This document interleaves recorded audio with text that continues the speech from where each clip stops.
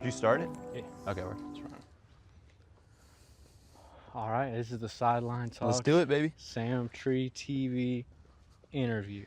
Yeah, man. So much to tell, so much history So, on a basketball court too, with my boy Merch. yeah, I guess for some context, we grew up knowing each other, and you have a sports, what would you call it, media company?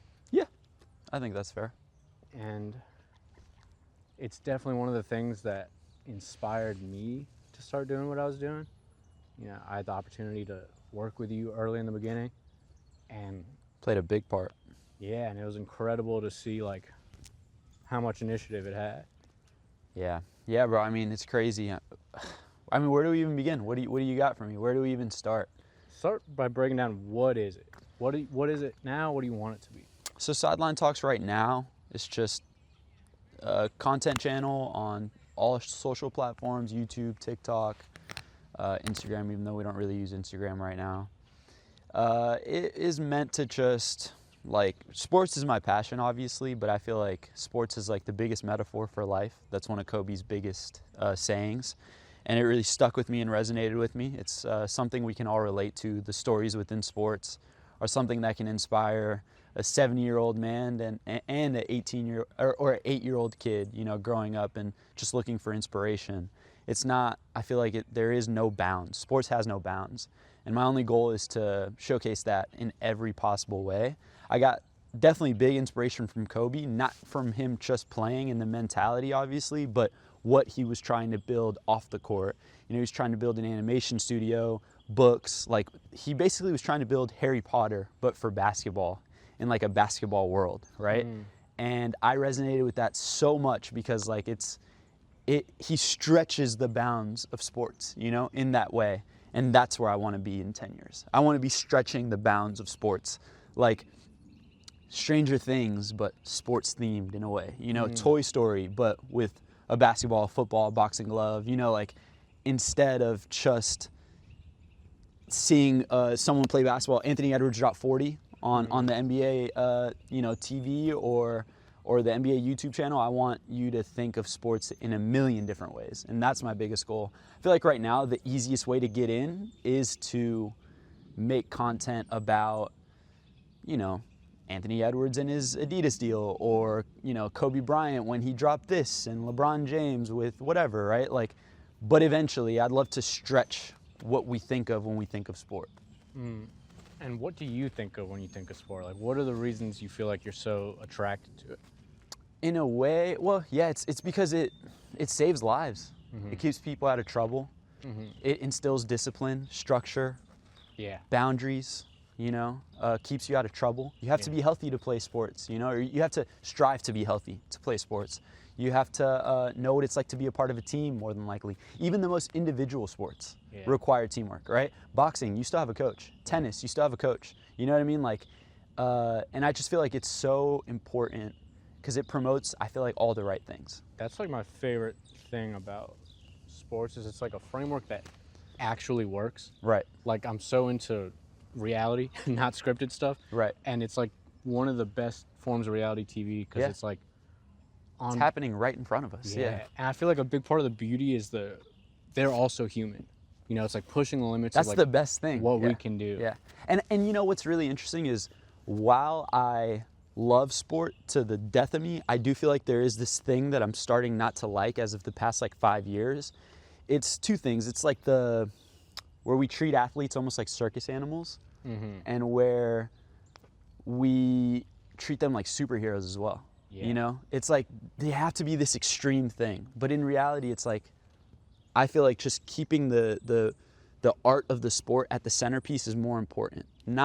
It's not always the athlete, right? Although the athlete is super important, I just feel like sometimes I get a little bit thrown off with like, well, because of sports betting. We could get into that. I'm sure we will. Yeah, I was just gonna bring that up. But later. like, we treat them like circus animals to an extent, and then we treat them like they have to be your role model if they're your favorite athlete. That's not the truth either. You know what I mean? Like, the reality is you care about them because they play a sport that you are very interested in. And that should be the centerpiece, not always the person. You know, although the person is super important. But I mean, to me, the sport is 10 times more important. I don't know if that makes any sense. That gets to the core of like why I wanted to help and why I wanted you in that position. Because from my perspective, you know, it's like the way I see it in the music industry, like the way they treat someone like Kyrie. Right. Oh, You know, we get into Kyrie. We as a country, I feel like, struggle with like idolatry, like the idea of like how to deal with people you look up to. And sports, I feel like, has it so rough because they don't, it's not like music, they don't have any outlet. Right. So it's like, it feels like there's, unless you're a superstar like Kyrie, you have to kind of be in this box. And it's like you're walking on eggshells. thin ice for what? You know, for these media companies? Like the fans don't want that. Exactly. You know? I mean, there's a reason athletes are, it's really interesting. There's a reason athletes now all have YouTube channels. Yeah. Or make music, which is more rare, or make music, but it's because they don't want, like, they're getting tired of that as well. They don't want to be seen as circus animals, or private Instagrams like Finsta's, where they showcase more like the watered down content, because the brands don't want this, you know, watered down content on the main page and blah, blah, blah, blah, blah. But it's like, these guys at the centerpiece of it, they don't want to be treated like circus animals, or most of the time, they don't want to be treated like role models either. They just want to exist within their art. Yeah, you know? that's one of this. I always get so frustrated when people are like, "Oh, that's the life you signed up for." I hate that shit. No, you didn't. Like, we don't have to live in a world where everyone's a hater. Yeah, I hate that shit. You know, another thing that really bothers me about that is when people are like, "Well, he's made $100 million. Like, I wouldn't complain if I was making 100." It's like, dude, what? Like, yeah, well, guess what? You've never made $100 million. Neither have I. So we don't know what it's like to sit in those shoes. Yeah. So it's like, why don't we just show everyone that equal amount of grace? It's because we put them on this pedestal, because they make more money, because they get more girls, because they get more exposure, clicks, everything. That, like, you know? I feel like that shows what, like, the critique person, like, that shows what they worship. Right. It's like, you really think money is like everything. That's a good point. You know, it's like, I'm sure if you talk to a lot of these people, like their parents are dead or something, they don't give a fuck about that money. Exactly. 100%. 100%. Yeah, bro. No, yeah. I love everything about sport, except, you know, all the extra stuff that come with it sometimes. So give me your kind of storyline of how it started and, you know, how we ended up working together on it, and, you know. Yeah, so I was 18 and I was going to Nova Community College nearby here in Virginia, and I was studying communications because I was like, what the hell do I even want to do? My dad was like, you have to go. So I'm like, all right.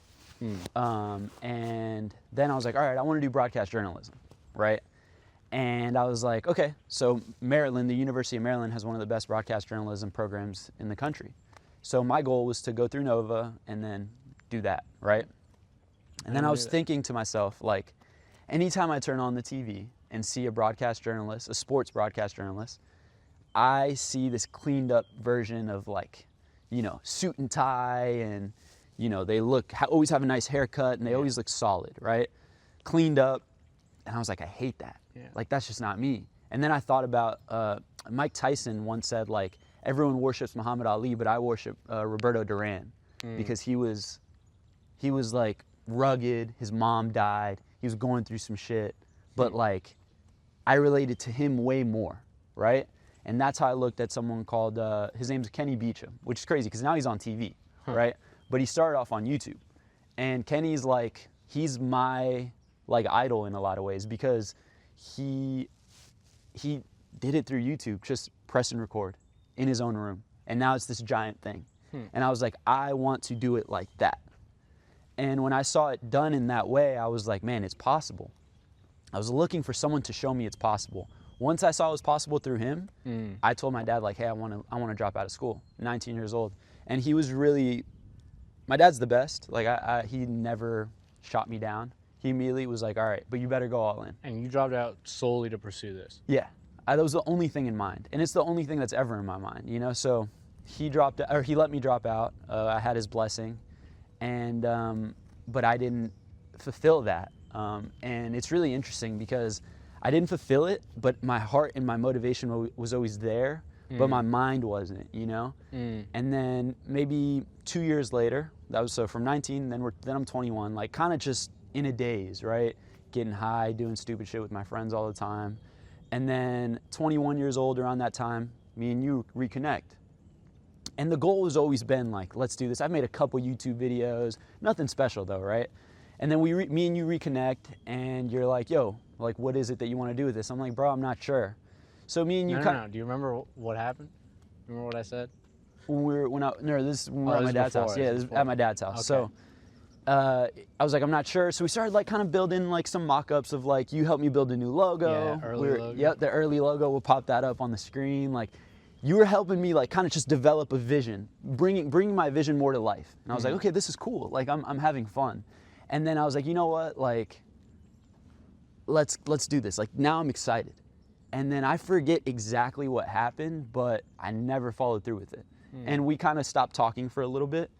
And then I moved in with my girlfriend, and then me and you kind of, we didn't talk for like a year in that space, where you were never at the apartment.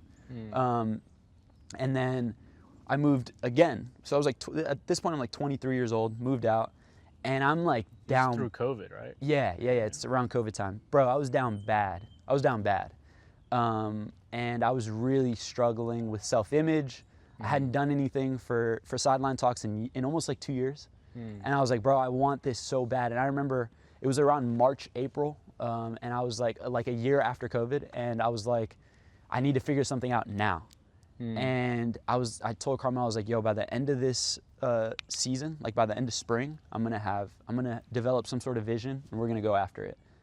The next day you texted me. You texted me in the middle of the night, like 3 a.m, and you're like, yo, it was something like, yo, God's calling me to help you. Yeah, I got a message from God. Yeah, you're like, God's calling me to help you. And you were like, yo, let's rebuild this. And I'm getting chills right now, because that was the start of everything. That was the restart of everything, the rebirth of everything. Like, I saw you maybe every day for like a month, I feel like. I think that's a really important note, because that's something I picked up from Ye, which is if you have an intuition and you weigh it out and it's like, this is a positive thing, like you have, like the energy you have to have is like 100%. God put this in my heart. 100%. You know, Yeah. He wants me to get this it's out. crazy. It's crazy. I still can't understand that fully. I can't either. But yeah, you came over every day. We developed a real vision. What is it gonna look like, right? And at first, me and you were like, all right, we're gonna start with Instagram posts. We're gonna start with JPEGs, right? Like a bunch of folders and highlighting stat lines and keeping it fun, and it's going to be an Instagram post. So we studied the Instagram algorithm, what the For You page is. That we're studying fonts, proportions, colors, gradients. Yeah, a million ways to write a score line. Exactly, right? And then Garrett Temple. And then we were like doing all this with like, it was extravagant, because it was like we were doing chrome lettering and like gradient colorways, and how we were going to do colorways for every single team, and how they were going to match every, you know what I'm saying? And then after that, I'll never forget this day. We were in my office, and you did the same thing we were doing, except you made it in black and gray. Yeah. Right? You did this. It was took like out all the graphics. He took out all the graphic, all the chrome, all the gradient, all the everything. Just bone, minimal. Right. And he was, and I was pissed. It was like we were definitely in like a little fight, because I was like, yo, man, like fuck this shit. And he was basically telling me, like, Sammy was telling me, you're not understanding. They both communicate the same message. We need to find a way to stand out, because if this is our competition, and I can do the black and gray version in 5 seconds, and it takes us an hour to do this version, then we need to find a different way to stand out, is kind of what you were saying. And I was like, yeah. And you were like, okay, we have to record. You have to be on camera. And we got in this wasn't a fight. It was more of like it was like a big disagreement, though, because I was very against being on camera. I guess because I'm very self-conscious, and I like don't want to do it. Like, I just was like, I don't want to put myself out there, because I know every time someone clicks, especially people who know you, they're judging you. And this is something that like I really want to get across, is like, they are going to judge you. That is a fact. It's just a statement of truth. So when someone clicks on your stuff and they know you from high school, they're gonna say, this guy's a loser, or maybe this guy has potential, or whatever. Yes, thoughts are going to go through their brain. You have to accept that. That's number one, right? So you sat there with me, you were like, yo, we got to do this. And I was like, no. And then we went back and forth, and then you were like, you have to. And I was like, fine. So I went downstairs to talk to my girlfriend, and I was like, my whole life, it was like a real big like caterpillar to butterfly moment, because I went downstairs and I basically told her straight up, I was like, my whole life I've been scared. And I was like, the only way to get over this fear is to press record. And like, I just told her, like, I feel like up to this point, I've been a loser because I've been letting my fears dictate my life. And then you were still in the office when I had that conversation with her. So I went back upstairs. I told you, all right, I'll do it. And then, but saying I'll do it is one thing that is different than actually doing it. So what I love about what Sammy did for me is that he followed up. And it wasn't in a way that was like, yo, like, I need this to be the best thing ever. He's like, no, I just need to see you on camera. Like, and send it to me, prove it to me, prove to me that you did it. And you would text me and say, like, did you do it? Is it done? And I'd be like, yeah, it is. But that consistency really kind of helped me a lot, because then I just pressed record. I just did it. And I sent it to you. And I purposely like did like a shitty thumbnail because I was like, I don't want anyone to see this, right? And that was the first YouTube video with like me on camera. You can see it. It has the Sideline Talks logo as the thumbnail, which I think is kind of beautiful, because when you go back to it, that's like the real rebirth of it, right? Yeah. That same night, you came over and then we made a logo. Yeah. Best logo ever. I think it's the best logo of all time. You can debate your mom, but like, didn't I make that in like 2 minutes? Yeah, he made it in like 30 seconds, honestly. He was like, yeah, this is it. You know, it had to be the size of a ball because of circle. Oh, let me give him a second.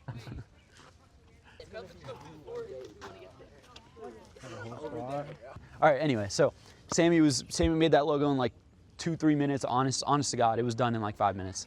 Had to be a circle because it was the shape of a ball. Yeah. And then the inside has an S, and you know, we kind of thought of like, okay, a goalpost. Like, if you look at it, it's really random, but it makes perfect sense, and it's really beautiful. It's got the quotes. It's a perfect logo. So yeah, it's got the quotes inside, which makes it even better. But yeah, man, it was that from that moment on, I was like, all right, we're alive. And it took a lot of grind to get comfortable on camera, to get better at editing, to understand camera quality. And you know, something that really pisses me off is when young content creators come talk to me and they say like, yo, like, what camera should I buy? I'm like, bro, turn on your phone. Like, first show yourself that you're willing to make 25 videos on camera on your phone. Dude, I have recordings on my old iPhone that were like 7 hours long. You know what I mean? Like, yeah, and then you upload that to Final Cut Pro. But it proved to myself, like, all right, I want this, I care about this, I'm gonna do it. Now I deserve a nice camera. Like, people want the best high quality stuff right away, and I don't agree with that. And that was something that you definitely like preached to me as well. Is like, yo, just turn on your phone first. And that's definitely one thing. Something that I think is pretty cool that I did was, after we had that big conversation, I didn't want to gloss over this, because after we had that big conversation, I had a wall in my office that was pretty much naked, and I put all of my biggest inspirations on that list, but I put them when they first started. So like Kenny, I took a screenshot of his first video. Charles Oliveira, I took, like, because he's a big inspiration of mine. I took, I had a picture of him losing like 7 years ago. You know what I mean? Who else? Picture of him losing. Yeah, picture of him losing. Francis Ngannou. I had a picture of him in the sand dunes in like, I think it was in the Congo or something. Yeah. And like I wanted everyone at their very earliest phase. Like, I have a picture of Izzy up. I had a picture of Izzy up on my wall where he's like clearly like 15, 16. And he has a UFC glove in his hand. He's like, I'm gonna make the UFC. Everyone's like, bro, this guy's a fucking idiot. You know what I mean? Like, of course he's not gonna make the UFC. It has like 12 likes on it, but I found it, right? I have a screenshot at the very top. It's like a whole box, and then at the very top of it is Conor McGregor with a tweet in 2013 saying, all I want is 50 million in my bank account, a jiu-jitsu black belt, and 2 gold belts. Like, is that too much to ask for? And the very first response is like something like, win a fight first, or like basically calling him a loser. And I'm like, that's what I was chasing, is like, you just first have to believe, set your intention out there, and then the rest will take care of itself. And I mean, we're not even there yet. So it's like, but that allowed me the confidence to like just press record, because I had to see them I wanted to see them every day. Like, they started somewhere. I have to start somewhere. I had to get comfortable with the idea of like, this is just the beginning, and it's gonna take a while, and that's okay. Because for all these greats, it takes a while. So I was like really trying to tap into that energy of just, okay, we're here now. And what was that kind of curve like? Like, how much ups and downs was it? Do you feel like with each video you got like more motivated, or? Yes and no. You could ask my girlfriend. Like, she, I mean, I'd complain to her every day. like every day. I would be on the verge of like quitting every day. Yeah. So I'd be like, bro, this is just too hard. It's not working. I'm not there. And it's all consuming. Like if you really love this shit, it's all consuming. If you really want to be great, it's all consuming. There is no halfway. Yeah. I don't know halfway. And I know you don't know halfway either. That's why sometimes, like maybe a few weeks ago, me and you sat down when we went to Taco Bamba, right? You were like, I'm just not there. The spark plug's just not on because you don't know how to do half, you know? So it's like, that's how I felt. And it was so all consuming that it was draining. And I felt like every day she had to talk me off a ledge and be like, yo, you're gonna make it happen. It's gonna come, it's gonna fall. And it took forever. And then, I mean, honest to God, bro, I didn't break through. So I started really going for it at like 23. And I'm 26 right now. And then it wasn't until last January, or this January, 2025 January, where I felt like my first real breakthrough. That's 2 years of almost like, not shit work, but just not feeling fulfilled, right? We had that Canelo video. Canelo video got like 20,000 views. I'm like, okay, but it wasn't enough, you know? It didn't satisfy me enough. Lamar video. The Lamar video, yeah. And the Jaden video. That got 10,000, but the Jaden video. Yeah. And I remember, dude, the story behind the Jaden video is unbelievable because I had a background on my phone, right? Before Jaden got drafted to Washington, mind you, whoever's watching this in the future, I'm a diehard Commanders fan. My sports life begins with the Redskins, right? My relationship with my dad begins with the Redskins, right? So my earliest memory in my life is watching a Redskins game with my dad. So everything goes back to that, right? Sports. It's to sports, of course. Wow. And then now I'm 24. I only had like 300 subs. It just wasn't falling in the way I wanted. My boss at work had just passed away. We were very close. I was down bad. And I was like, look, I'm just going to go for it. I'm going to record one more time. And I'm going to like put all I got into it. At the time, for a year, my background had been a quote of Jaden Daniels, just by coincidence, a quote of Jaden Daniels. I think his head coach had said something like, you can be good, you can be great, or you can be elite. And Jaden chose to be elite. And I like went into this whole process of looking at VR and how Jaden was using VR. And then I was like, okay, I love this. Like, I feel confident, I'm gonna go for it. And then I couldn't find any clips of him using the VR. I couldn't get enough interviews of him using the VR. And I was like starting to panic because I was like, bro, this is such a great topic, but there's nothing to go over it, right? And then I looked up my quote. I was like, look, at the very least, I want to take the video of the quote that I have in my background, and I might put that in the intro. So I typed in the quote, and then I search it up. I search up the quote, and then I click on a tweet. You go on the tweet, and there's a link. You click on the link, and it's like LSU, because he was going to LSU at the time. LSU offers a membership for like anyone who wants to support LSU NIL. In there, you click on it. I subscribed because I was like, I wonder what I could find here. And that's how you got. Boom! I got everything. Yeah, because the footage videos of him with the VR on. Yeah. Interviews, like, dude, I found like a gold mine. And that's when I was like, wow, this is gonna be like my breakthrough moment. It only ended up getting like 35,000 views, but that was more than I had ever gotten. Yeah. That was my breakthrough. That was like, I'm here, like I can do it. I'd kill for that, man. And that was a special moment. Maybe like when I look back at it, I feel like that's the one that changed my life for sure. Like that got me where I am now, and it's gonna get me where we're gonna get in 10 years. But like the ant video is definitely like it's like just the all falls down, like the look at me, like it was just the one where your identity really came to fruition. Yeah. And like all of what's best about you was able to be on the table. Yeah. You know? I mean, that was special as well, man. Like, so after the Jaden video, then we have Cam Ward. I did a Cam Ward video. That got us to 1,000 subs. That reached all my monetization requirements. It was a big moment. I felt so proud. And then I followed that up. I was like, bro, it's time to go harder. And I did the Anthony Edwards Adidas video. That was like my come out, like that my breakout moment. Like you said, like everyone knows who I am now. And yes, that sounds a little, superficial, narcissistic. Explain but like the aftermath of what happened. I mean, bro, it's crazy. The Anthony Edwards video, post it, Adidas comments. I had 3 people on the marketing team reach out to me on Instagram and on Twitter. I'm not like a leechy person, so it didn't go through my mind to be like, yo, like, sponsor me, bro. Like, I responded to the comment kind of as a joke. Let me get my own shoe.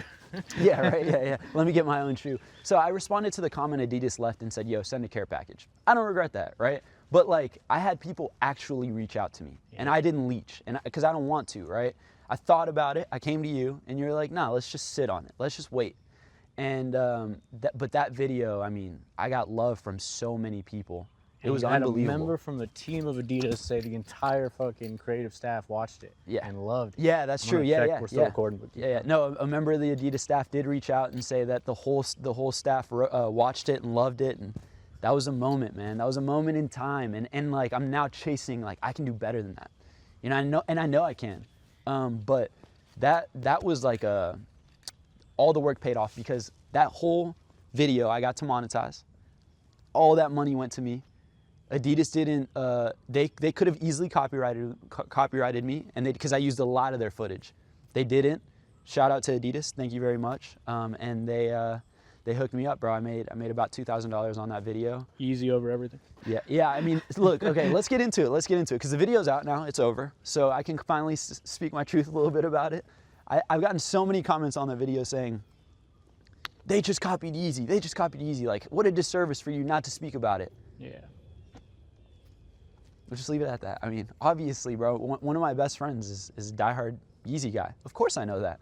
I had run it by you prior. I'm like, bro, this is literally carbon copy. I don't remember if I said it at the time, but I remember Ye had a quote himself of, everyone wants to make money off me, so I'm going to make it impossible to make money off me.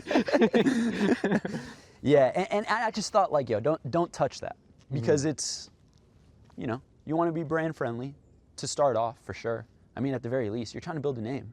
You know, the last thing you want is for them to copyright strike you. They could have. They didn't. But it's also, at the end of the day, bro, it's like, influence just is. Like, to someone like that, or really anyone who's moving culture like that, you know, it's like, when they're putting something out, it's a gesture. It's a proposition that this is what the future looks like. Right. So they're not going to be mad when the future looks like that. Right. Yeah. No. Yeah. For sure. I mean, any Yeezy fans that watched that video and left a comment or feel the same way, I don't have anything against what you're saying, and you're probably right. But at the same time, I mean, I'm on the come up, and I'm not here to. I don't want to say go against the grain, because I can, but I don't want to do too much. I don't want to start a fire. Yeah. You know, well, it's amazing. So trying to build a name. Like, the Ant shoe was so similar to the 700 V3. Dude, they're carbon copy, bro. They're the same thing. But I see the perspective, because he was trying to put out a basketball shoe for a while. But it's like, what happens if you have like a signature athlete wearing? Because the whole thing with him is he just can't be controlled, and so much of that is about like control. Right. And that's where, you know, earlier when you're talking about like pushing the boundaries, like, I'm super into product, and, you know, hopefully one day we'll be able to manifest some of those products. 100%. I mean, there's so much of what we did in that 6-month period that people haven't seen. And for example, my sister's boyfriend, he was asking me a bunch of questions. He's a young entrepreneur. He's got some hustle in him. He was just asking me questions like, so what do you want to do? I'm like, bro, I want to animate. I want to make cartoons. I want to make movies, like all revolved around sport. And he was like, what the hell? Like, he had no idea. And then we were talking about clothes, because he was like, well, you know, I thought about selling clothes and stuff. I'm like, yeah, bro, like, me and Sammy came up with like all this shit, and no one knows about it yet. But like, I know one day it will see the light of day. And like, I'm excited for that, because that's where, you know, we reach at the mountain, like, we both meet at the mountaintop and find the next mountaintop. Does that make sense? Like, yeah. And I'm just really excited for that. I still daydream about like going back to that, and because me and you haven't finished what we started. You know, we're only like halfway up the mountain. You know what I mean? And like now you're going on your side, I'm going on my side, and I feel like we're gonna meet here, and then we're gonna snap it times 10. That's truly and honestly how I feel, and I'm excited for it, because I feel like this is a good benchmark moment where now we get it all on camera. Yeah. But then they're gonna see in like 5, 6, 7 years what we can do, what we can actually do. Because like, cool, like you made a video that got 300,000 views. That's how I feel. Okay, cool, I got a video that got 300,000 views. Right this second, how I feel is like, an artist after having a one-hit wonder. Mm. You know what I mean? That's how I'm feeling. Mm-hmm. And that's not gonna be how my story ends. So it's Mm. like, okay, now can I do that consistently? Because this whole process of content and all that, like it was also like a process of me kind of learning how to be a winner. And like that video was like, cool, I got like the biggest win of my life. Yeah. But it's like now can you be known as a winner, not just remember for making something of a winning product one time, you know? Now I want to be remembered as a full-time winner, and in order to do that, your standard has to be 10 times higher. Interesting. Yeah, that's I've heard like people break down like this framework of thought of like everything in life is just wins and losses, like all day. Yeah. Break it down into little wins and Yeah. losses. Yeah, and it's interesting because there's no losses, you know. There's just opportunity to learn. lessons, all that, of course. Yeah. I'm gonna grab my coffee real quick. Or you want to check the camera as well? Yeah, I'm gonna check the time too, make sure you're good. Yeah, it should be good. Or Time is it? it's been 33 minutes since 2 o'clock, so 2:30. Cool. Yeah, and then so now, I mean, I don't know if you want to get into what I'm up to now, or you want to ask me a different question. But yeah, let's get into where you're at now, and then I want to talk broadly about the future of sports media. Beautiful. And that's where we can get into the cool. the I love that. Of, So after the ant video, I had I guess we could just call him an investor, a shark. I like to call him a shark, right? You think of the sharks on Shark Tank, this is kind of the guy I work with now. And he has a $100,000 cleat collection. And he was like, yo, I want to make content around this. I want to monetize it. And I was like, okay, but I need to get paid because I would be leaving my dreams, you know? I'd be putting my dreams a little bit on hold because essentially I'm starting a startup and that requires 110% of you. Yes. And it was a tough decision, but ultimately the pros outweighed the cons. I went back and forth a few times. I came to you, I came to another one of my best friends, Omar, went to my girlfriend, my dad. Everyone said the same thing. You have to say yes. And so I did. He has I don't know if I specified that it was a soccer cleat collection, but really what we want to do, because I said yes under the condition that we can make it a soccer media company, not just a soccer company, right? And not just a cleat company, sorry, a soccer media company, because we have a once-in-a-lifetime chance to do something special with the World Cup on our home turf. And I am not going to let that fly by just making content about cleats. Like, I want to be at the games. I want to make content interviewing fans. I want to do a million things. This is the moment where you could build something special in America centered around soccer. There is no better moment than right now. Yeah. So I've committed fully to it. It pains me a lot because there's some days where I get pretty sad because I want to be making Sideline Talk stuff. But there's also, I was telling Sammy on the way here, I've hated soccer almost my whole life. Sorry if there's a soccer fan listening to. I've hated it. I'm just not a fan. I can't watch it. I think it's boring. And Sideline Talks has no bounds when it comes to sport. So I think it's like my moment to grasp soccer fully, accept it as one of my things as well, and fully expand my arsenal. And I was telling you earlier, it's like Thanos' last stone, and that's truly honest to God how I feel, because there's something special about it. It's the biggest sport in the world. And how can I say I'm sport-centric and not care about the biggest sport in the world? So I feel like ultimately in 4 years, I'll be able to be like, yeah, that was the best decision I ever made. But some days right now, I'm like, oh, I shouldn't have said yes. But I know in a few years, I'm gonna see why I said yes. And I've also been able to give opportunity to a few of my good friends and hopefully empower them to also chase their dreams. They love soccer, they're big on soccer. And if I can give them an opportunity to be a part of a team and to build a team, that's something I've never done. The experience is invaluable, you know, and I'm getting paid. So I'm very grateful for the opportunity, but I'm not, like I said, I'm not doing it for nothing. Like, I'm thinking of the Steve Jobs speech he gave at Stanford where he talks about connecting the dots. Have you heard that? Yeah, and he talked about, I was in these different typeface classes, learning about text, learning about proportions. And he's like, I didn't know why, but you know, the dots all come together and connect. It's hard though, because like I said, I just had that breakthrough. I feel Yeah. like a one-hit wonder. I like that these thoughts are going through my brain. I'm sure there are people that, I mean, I got a comment on, because after the Anthony Edwards video, I posted a Shea video about Shea Gilgeous-Alexander and Converse. And in the comments, someone said like, yo, like you got to be more consistent. So I know that's a thought process. It's like, this guy just posted a big video and he's gone. It's like, bro, I'm not just gone. Like, I don't want to be gone, and it's not by choice, you know? But then it's tough. I think hopefully by the end of the year, I'll post one more, a big one. Yeah, I mean, it's all, there's this saying, like, it only takes everything. And I feel like I can't make, it's called False 12 Media, the soccer media company we're building. I feel like we can't make it unless we're all in. And yeah, there's other things I wish I could tell you, maybe like not recording, because I don't want to talk bad about other people, but all I know is I'm all in. I'm all in, and Omar's all in. So therefore I know it'll work. But there is that little hanging feeling, you know, where I'm like, damn, I miss it so much. Because I'm building my own thing with Sideline Talks, and I feel like with the cleats and with the soccer media company, I'm building it for someone else. So that kind of hurts, but I do have ownership in it, so I guess like the deal was good. It was a good deal. It's just sometimes it lingers. Those thoughts linger of like, damn, you know? Reminds me of my friend brother. He's in a situation where, like, you know, he just had to go take care of his family, take care of his nephew. And a lot of the conversations I'd have with him. Nephew? My sister just had a daughter. Yeah.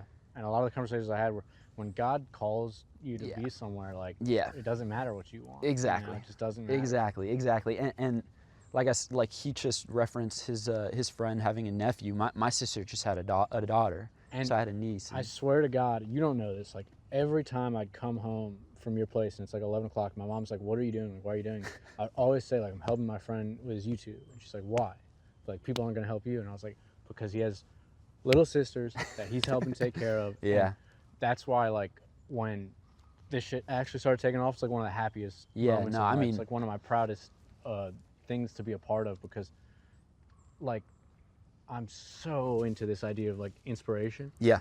And it's so amazing how it works, because, like, I was saying all these things to you, but it's like, at the end of the day, I know that if I really believed that, like, if I really, like, understood it, then I would have been doing it. Right. So it's almost like that's interesting. The aspiration, like where I wanted to be, and I knew was true, but I wasn't there, came out, and it's like you showed me in a way that it is possible. Right, yeah. And I mean, for those who don't know, Sammy helps a lot of people, but a lot of people don't help themselves, you know? And that's something I've been telling him since day one. Like, I'm the investment that's gonna pay off, because I have like shit to lose. He helps a lot of people that maybe don't have shit to lose, and maybe don't have that extra drive to get up and get after it. And I know that, you know, you have felt maybe burned a couple times in the past, and it was just something for me as well, where I was like, nah, like, this is gonna work, because we're both winners, you know? Did you see that Allen Iverson speech? This one, I just saw this for the first time. He was like, I want to thank everybody, and I especially want to thank the ones who left my life, the ones who revealed their true intentions. Right.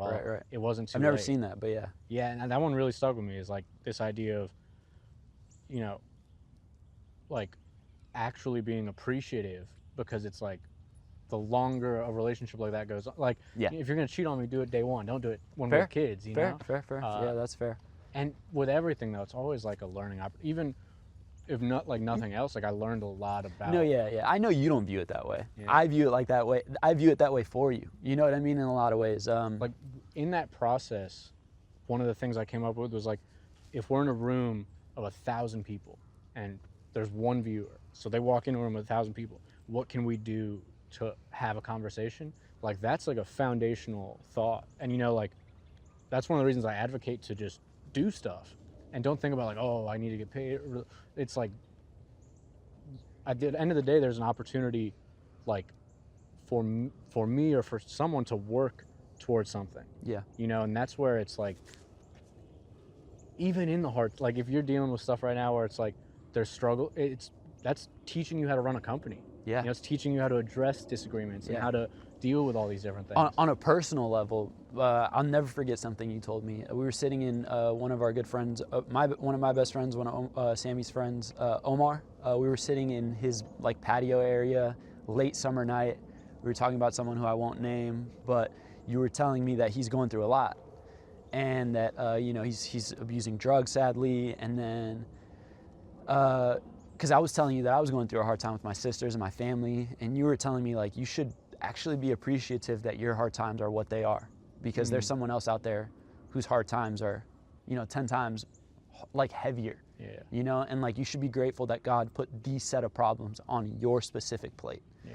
And that is something that has resonated with me forever, because like how lucky am I to complain, and I'm not complaining, but how lucky am I to have that problem of like, man, I'm learning how to run a company, and that is taking me away from my dreams. It's like, that is a great problem to have. It's like you're still adding to your toolbox. You're still adding more to your arsenal. So it's like, don't be ungrateful.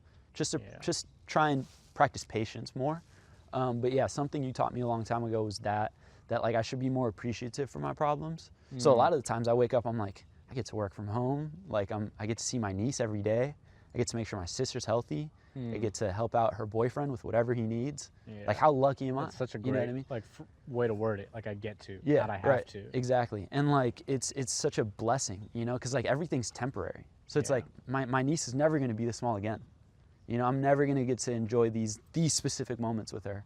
And like the worst thing is to like ego yourself into just isolation. Right. They don't deserve this. They don't, and it's like, look what you deserve now.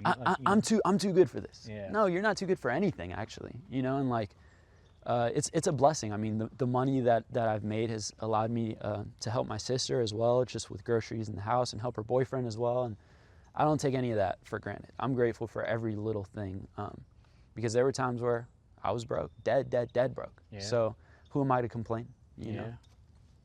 All right, bro. Let's get into it, because I know there's more. What do you got for me? So I want to talk about the future of sports media, and I feel like this is a multifaceted thing.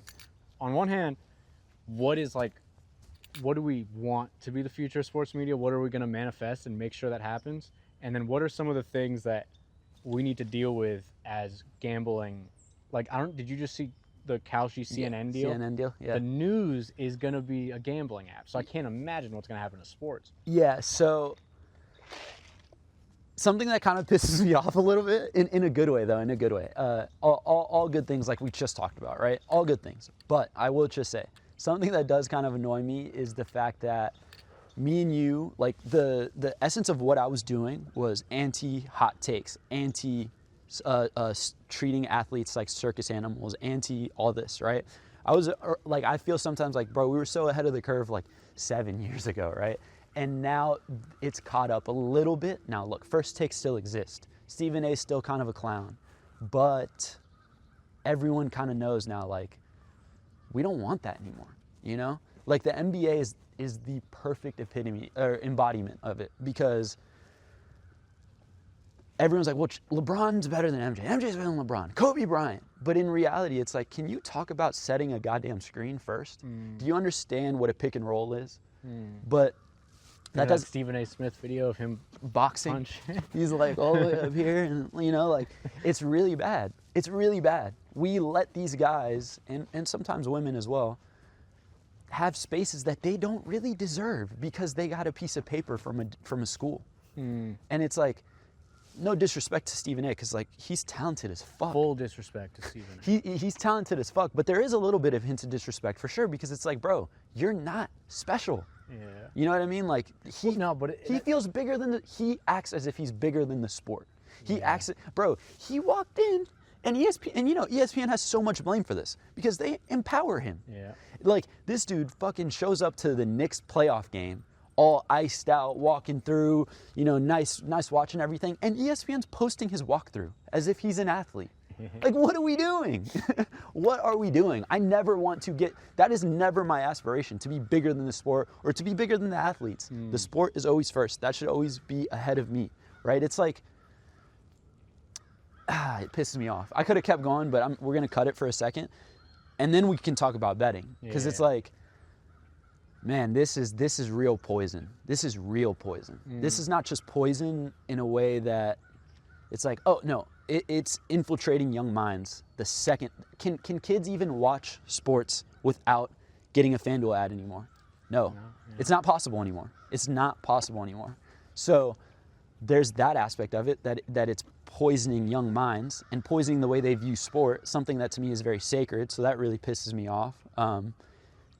And I think that it's something that, I'm trying to think of how I want to word this, but I mean, Sideline Talks never, ever, ever, ever will have a sports gambling deal ever, a gambling deal period. If you do, that means I sold my soul to the devil, because that will never happen. So much of what I do is trying to curate a safe space for young individuals to enjoy sport. And if I can do that, that means I'm doing my job. Fuck the numbers. Fuck if I get 1 million views or whatever, right? I'd rather have 100,000 kids who are super enthusiastic and watch me because I allow that enthusiasm to have like a safe space. And it's really disheartening to see a lot of content creators take the bag. It really is. Yeah. Because, and like, look, I started this whole thing by saying Kenny is like my idol, but he has a sports gambling deal as well. But it's also hard to blame. Like Sneeko, No, I don't Sneeko blame just him. showed his offer, $20 million. I don't blame him. I do blame him. $20 million Yeah, like is insane. 100%. And that's for like, Sneaky's not even that big. Yeah. You know? Like, I mean, can't imagine what Joe Rogan's right, getting from right. literally probably $500 million. What really kills me though is seeing someone like LeBron do it. He does? Yeah, he has a DraftKings deal. Yeah. That's bad, dude. That's bad. Kevin Durant as well. Yeah, that's where it's just like, That's greed, bro. That's greed at its highest. it's truly not good. But okay, Kenny, he's saying, like, I saw a tweet of his or something like that. He says, guys, like, I got to pay the bills. You know, he kind of is essentially saying, I know it's bad, but I have to say yes. So to a certain extent, I understand. But then it's like, now we can get into it. Now we can get really into it because. Yeah, you're good. Now we can really get into it because this is how we beat that. This is how we want to. Our thesis should be, how can we abolish the need for sports gambling, right? So essentially, I would love to be more vocal about that in my videos, right? As me and you build the clothing out for it in the future. So it's like, hey, we're never gonna do a sports gambling deal, but if you want to buy a T-shirt, you know what I mean, and that can, and if enough of you believe in that, and if I am spreading the message correctly, I don't need that shit. I feel like with someone like Kenny, he needs it. He in his head, he's like, I need that money. Maybe, you know, I don't want to put words in his mouth, but maybe in his head, he's like, I need it. I can't say no. Well, no one needs money. Sure. Yeah. But, you know, to keep his business afloat, blah, blah, blah, sure. But what we can do is beat it.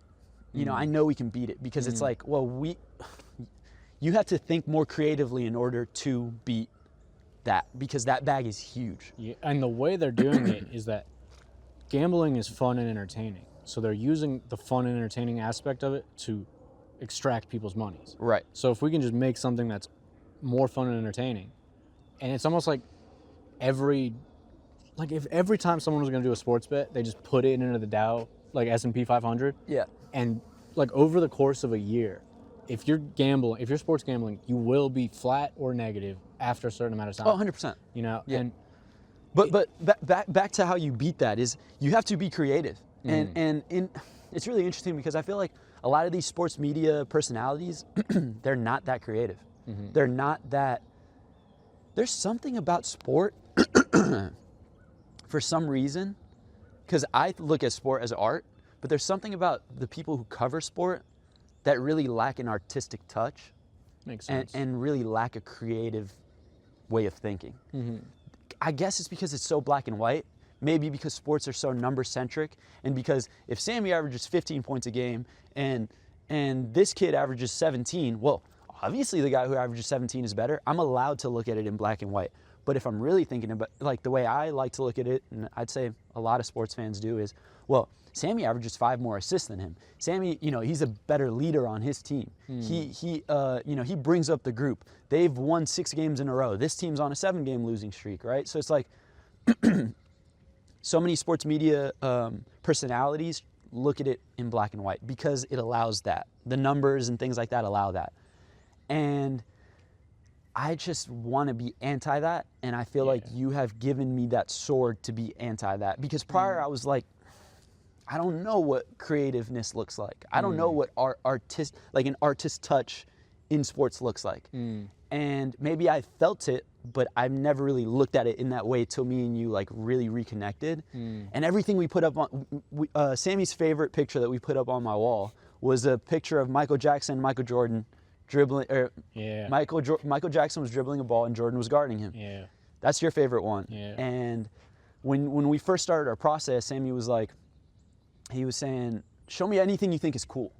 And I've never had anyone ask me that. Like, you were like, put everything that you ever have thought of as cool and put it in like a doc. I was like, all right, I think Ninja Turtles is cool. I think this is, and that actually allowed me to develop my own artistic touch and view and point of view, you know?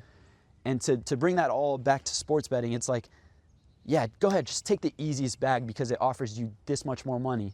And because it's easier on your life to not have to think about how you could think of ways to beat that. But I'd rather take that road where it's like, I'd rather try and think of a fucking way to beat this. Or you know what? Just to build something way cooler, like with more initiative, with a real mission, you know? I hate that, bro. I really hate how often people just kind of, they want to go to the easiest bag. And sports betting provides that bag times 10. I mean, think of how many content creators are sponsored by Steak or sponsored by Rain Bet and shit like that. And it's like, bro, think of something else. Think of something else. You know, as much as I hate, no, hate's a strong word, as much as I maybe dislike someone like Logan Paul, he built Prime. And it's like, that's something. That bag is going to be 10 times more than what sports betting could have offered you because it's a really good product. I mean, maybe it doesn't taste that great, but I'm saying the packaging and everything, he got buy-in from the youth. I think that's awesome, right? And I would have, if I was in that position, I would have added a little bit more of a mission, you know, behind it to make people support it long term, right? Whether that be a donation to a foundation, to you know, whatever amount of proceeds go to my foundation, to this foundation trying to help this, whatever, right? But that's how you beat it. You have to build something 10 times better. You have to work 10 times harder. And that excites me. And that's what we're going to do. That's like our ultimate, that's when we meet at the mountaintop. And I have a lot of faith in like future generations, younger generations, because people do learn, and enough families, enough fathers, enough cousins and siblings and brothers are going to lose thousands and thousands and thousands of dollars. Like, it's horrible, man. Bankruptcy, divorce. But it's like the further these companies double down on gambling, the more of an audience there will be for just like, get this away from me. You know, like every time I see that, I think of my brother, I think of my dad, or I think of my cousin who lost everything. Like, I just want to watch sports. And, you know, that's where I think a lot of, for both of our worlds, a lot of the powers that be are slipping up by being too greedy. And it's opening windows, definitely. And that's where we fall into place, man. That's the pathway God has laid out for the both of us, is to fill those spaces. I feel like so like empowered even having this conversation, because it's like, that's what I'm here for. That's why, that's what I feel like is my purpose on earth, is to build a safer place, a more enthusiastic place, and one that, bro, you can feel when people sell out. You can feel it. You don't have to, it's a feeling. You can just tell. They lose that look in their eyes, the feeling in the tone of their voice. They got their bag, they're good. Conviction. Right, and a part of me is like, bro, I hope I never get that crazy amount of money that I'm like, deep down maybe like, oh, I kind of want it. I hope I never find it. You know, I hope I never have $1 billion sitting in front of me, because it's like, I don't need that. I'd rather give 80% of that away, 90% of that away. I look at someone like Kyrie Irving. You brought him up earlier. He's a giant inspiration for me. I always see videos of him like, you know, and it's never by his omission. People are always speaking for him. Kyrie just came into my school and donated $70,000. Kyrie just came into my school and gave, you know, this amount of money. Kyrie just donated to this foundation. Like, that's who I want to be. That's what I want this brand to stand for. And yeah, I'll never need that much money, and neither will you. You know, so it's like I'd feel way better giving it all away, or as much of it as possible. That's because that greed is like the death of all authenticity. You know, that greed is that death of all authenticity. To bring it back to sports, I mean, ESPN lost all authenticity as soon as they went pure gambling, pure hot takes, pure, like, that's just greed. You just want clicks so damn bad. You want this so damn bad. Well, part of the problem here, and this is where White Rock comes into play, the ESPN is owned by DraftKings. It's all the same company. Everything is BlackRock. Yeah. Like literally, the people who tell ESPN what to do Yeah. also own the gambling company. And Disney. Yeah. By the way. You know, like, yeah. So, yeah, I mean, but I feel like that's what we're here for. I feel like that's our mission. I'm empowered. I mean, you're going to have to kill us to make that not happen. And if that happens, that's okay. But the message will be clear that, like, we're standing for something real. So give me a kind of 60-second, one paragraph summary of what Sideline Talks is, what it is to you, and what you want it to be to the world. Okay, Sideline Talks is a sports media company that puts the art of sport first, and that is the centerpiece of our work of art. Is the sport itself and what it, you know, how it brings people together, how it instills discipline, teaches teamwork, instills all the right values in young minds that are constantly being poisoned on a day-to-day basis in today's society. Yeah, it's like I hate how the most pure things like music and sports and love and, you know, intimacy get hijacked and become a profit mechanism. Yeah. And my only goal is if I can show 100,000 kids that, actually you should do it this way. You have a safe space here. That's my biggest goal. One thing's for sure, we're getting an office in Sweden where there's no copyright laws, and we're streaming every game. That'd be so fire. Wait, did that answer your question though? Yeah, that was a great answer. Okay, sweet. All right, now your second question. What do you have, either advice or input or aspirations? What do you have for Sam Tree TV? What do you need from me? What does the world need from me? I think from Sam Tree TV, you have so much to offer on a information basis. You know, you know so many things, and I feel like that's your sword, you know, and I think that is what you should be offering the world. Is you're almost like, putting down the curtain. Peeling back the curtain? I think that's the saying. Like peeling back the curtain. Breaking the fourth wall. That is your role. But I'd also say, as someone who actually knows you, because so many people say they know you, right? But as someone who actually knows you, what I really want you to keep at like the absolute centerpiece is the idea of like love and respecting one another, because I know that it's something that you feel so strongly about, and I want people to see that from you more. You know what I mean? Like, I absolutely love the short you just posted of like, who are we to basically talking about Jesus, and I think that is your ultimate superpower if you master it, you know. And I think that is what I'd like to see you put out into the world, because it's actually something I learned a lot from you. You were telling me, like, there's so many little tidbits I've gotten from you where it's like, yo, we can't judge that person. I know you want to, but you can't. Like, I almost did it back there where we were talking about, you know, people that I feel have done you wrong, and you immediately were like, you know, it's fine, right? And I want you to spread that to everybody else, because I think it's so important. There's so many people who, understandably so, in a way, are like, you know, this person deserves the worst. But it's like, but who are we to make that call? You know what I mean? So I think that if you keep that at the centerpiece of what you're trying to put out into the world, I think a lot of people will take a lot of good from what you're putting out. That's love, brother. My boy. Appreciate you doing this with me outside in the cold. Yeah, no, I got warm quick. Beautiful. Appreciate it. That was great, man. You good. Father, hold me closer. Father,